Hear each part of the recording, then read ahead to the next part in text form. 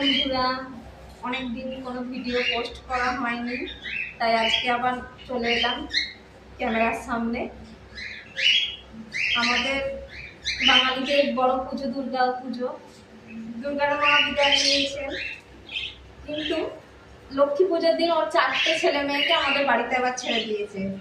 এই দেখুন বন্ধুরা, সেই 4টে ছেলে মেয়ে বড় বড় হয়ে গেছে এখন। কি সুন্দর কিউট কিউট র্যাবিট বেবি হয়ে গেছে।